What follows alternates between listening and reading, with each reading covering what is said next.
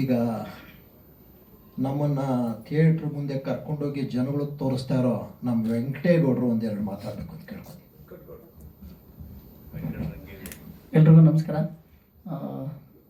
ಈ ಸಿನಿಮಾ ನನಗೆ ಸಿಕ್ಕಿದ್ದು ನಮ್ಮ ಸ್ಟುಡಿಯೋದಿಂದಲೇ. ಅಂದರೆ ನಮ್ಮ ಸ್ಟುಡಿಯೋದಲ್ಲಿ ಶ್ರೀಕಂಠ ಸರ್ ಏನೋ ನಮ್ಮ ಎಡಿಟರ್ ಹತ್ರ ಕೆಲಸ ಮಾಡ್ಬೇಕಾದ್ರೆ ನಮ್ಮ ಪರಿಚಯ ಆಯಿತು. ಹಾಗೆ ನಮ್ಮ ತಂದೆಯವ್ರ ಪರಿಚಯ ಆಯಿತು. ಸೊ ಅವಾಗ ನಮ್ಗೆ ಗೊತ್ತಾಯಿತು ನಾವು ತುಂಬ ಕ್ಲೋಸ್ ಸರ್ಕಲಲ್ಲಿ ಇದ್ದೀವಿ ಅಂತೇಳಿ. ಸೊ ಈ ಸಿನಿಮಾನ ನಾವು ಒಂದು 20ರಿಂದ 25 ಸೆಂಟ್ರಲ್ಲಿ ಪ್ಲ್ಯಾನ್ ಮಾಡಿದ್ದೀವಿ. ಮೇಜರ್ ಸೆಂಟರ್ಸ್ಗಳಲ್ಲಿ ಪ್ಲ್ಯಾನ್ ಮಾಡಿದ್ದೀವಿ. ಯಾಕಂದರೆ ಇವಾಗ ಗೊತ್ತಿರೋದ್ರಿಂದ ಯಾವ ಸಿನಿಮಾಗೆ ಎಲ್ಲೆಲ್ಲಿ ನಾವು ಹಾಕೊಂಡ್ರೆ ಬೆಸ್ಟ್ ಆಗುತ್ತೆ ಅಂತ ಅನಿಸಿ ಆ ಕ್ಯಾಲ್ಕುಲೇಷನ್ ಮೇಲೇ ನಾವು ಥಿಯೇಟರ್ಸ್ ಪ್ಲ್ಯಾನ್ ಮಾಡಿದ್ದೀವಿ. ಸೊ ಹಂಗಾಗಿ ಒಂದು 25 ಸೆಂಟರ್ಸ್ ಪ್ಲ್ಯಾನ್ ಮಾಡಿದ್ದೀವಿ. May 2 ರಿಲೀಸ್ ಮಾಡ್ತಾಯಿದ್ದೀವಿ. ಆಮೇಲೆ ಏನಂದರೆ ನಾನು ಈ ಸಿನಿಮಾ ಒಪ್ಕೊಳ್ಳೋ ಕಾರಣ ಏನಂದರೆ ನಾನು ಅವರಿಬ್ಬರಿಗೂ ಫ್ಯಾನ್ಸ್ ಆ್ಯಕ್ಚುಲಿ.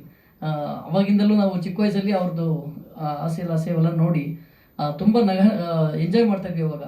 ಯಾಕಂದರೆ ನಾವೆಲ್ಲ ಅವಾಗ ಚಿಕ್ಕ ಹುಡುಗರು ಇರ್ಬೇಕಾದ್ರೆ ನಮಗೆಲ್ಲ ಉದಯ ಟಿವಿನೇ ಆ್ಯಕ್ಸಸ್ ಜಾಸ್ತಿ ಇದ್ದಿದ್ದು. ಸೊ ಅವ್ರನ್ನ ನಮ್ಮ ಆಫೀಸಲ್ಲಿ ನೋಡಿದ ತಕ್ಷಣ ಸರ್ ಮಾಡೋಣ ಸರ್, ಸಿನಿಮಾ ಮಾಡೋಣ, ಬೇರೆ ಏನು ಮಾತಾಡಿಲ್ಲ, ಮಾಡೋಣ ಸರ್, ಜೊತೆಲಿ ಮಾಡೋಣ, ಚೆನ್ನಾಗಿ ಆಗಲಿ ಅಂತ ಹೇಳಿದ್ದೀನಿ. ಹಂಗೆ ಆಗುತ್ತೆ, ಎಲ್ಲರೂ ತಲುಪಿಸ್ಬೇಕು, ನಿಮ್ಮೆಲ್ಲ ಸಪೋರ್ಟು ನಮ್ಗೆ ಬೇಕು. Thank you sir. ಇದು ಜನರಲಿ ನಾನು ಡಿಸ್ಟಿಕ್ ಲೆವೆಲ್ ಮಾತ್ರ ಪ್ಲ್ಯಾನ್ ಮಾಡ್ತಾಯಿದ್ದೀನಿ ಸರ್. ಅದೇ ಡಿಸ್ಟಿಕ್ ಕ್ವಾರ್ಟರ್ಸ್ ಮಾತ್ರ, ಅದರಲ್ಲಿಯೂ ತುಂಬ ಬಿ ಮಾತ್ರ ಯೂಸ್ ಪ್ಲ್ಯಾನ್ ಮಾಡ್ತಾಯಿದ್ದೀನಿ ಸರ್. ಸಿನೂ ಪ್ಲ್ಯಾನ್ ಮಾಡ್ತಾಯಿಲ್ಲ. ಮೊದಲು ಓಪನಿಂಗ್ ಈಗ, ಯಾಕಂದರೆ ಇವಾಗ ನಿಮಗೆ ಎಕ್ಸ್ಪೆನ್ಸಸ್ ಗೊತ್ತಲ್ಲ ಸರ್. ಒಂದು ಥಿಯೇಟರ್ ರಿಲೀಸ್ ಮಾಡ್ತೀನಿ ಅಂದರೆ 25,000 ರೂಪಾಯಿ ಮಿನಿಮಮ್ ಬೇಕು ನಮಗೆ ಎಕ್ಸ್ಪೆನ್ಸಸ್ಸು.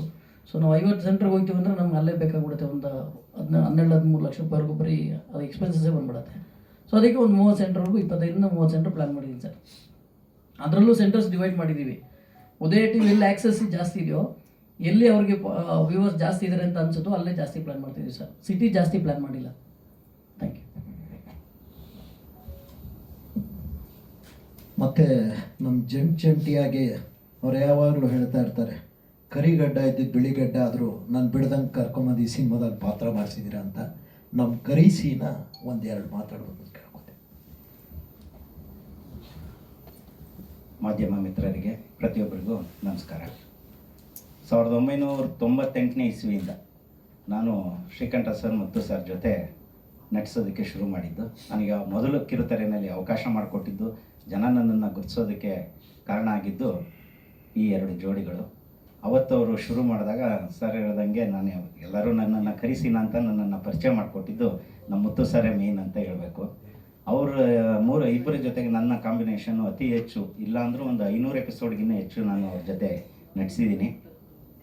ಅವಾಗಿದ್ದಂಥ ಮಿನಿಮಮ್ ಸೌಲಭ್ಯ, ಅದರಲ್ಲಿ ಒಂದು ಒಳ್ಳೆ ಹಾಸ್ಯನ ನೀಡ್ತಾಯಿದ್ರು.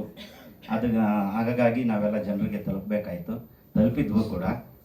ಆ ಜನ ಗುರುತಿಸಿದಾಗ ಆಗೆಲ್ಲ ಈ ಥರ ಕ್ಯಾಮ್ರಾ ಎಲ್ಲ ಇರಲಿಲ್ಲ, ಆಟೋಗ್ರಾಫ್ ತೊಗೊತಾಯಿದ್ರು. ಅದಕ್ಕೋಸ್ಕರ ಅಂತಲೇ ಒಂದು ಸಿಗ್ನೇಚರ್ ಕಲ್ತ್ಬಿಟ್ಟಿದ್ದೆ ನಾನು.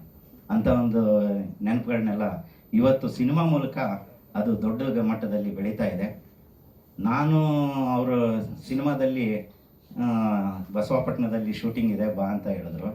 ನಾನು ಖಾಸಗಿ ಕಂಪ್ನಿನಲ್ಲಿ ಕೆಲಸ ಮಾಡೋದ್ರಿಂದ ಬರೋದಕ್ಕೆ ಕಷ್ಟ ಆಗುತ್ತೆ ಸರ್, ರಜಾ ಹಾಕೋದಕ್ಕಾಗಲ್ಲ ಅಂತ ನಾನು ಕೇಳಿಕೊಂಡೆ. ಅವರು ದೊಡ್ಡ ಮನಸ್ಸು ಮಾಡಿ ಮುತ್ತು ಸರ್ ಇಲ್ಲ ಶ್ರೀನಿವಾಸ್ ಅವರು ಇರಲೇಬೇಕು ಅಂತೇಳಿ ಬೆಂಗಳೂರು ಹೊರವಲಯದಲ್ಲಿ ನನಗೋಸ್ಕರ ಅಂತೇಳಿ ಶೂಟಿಂಗ್ ಇಟ್ಕೊಂಡ್ರು.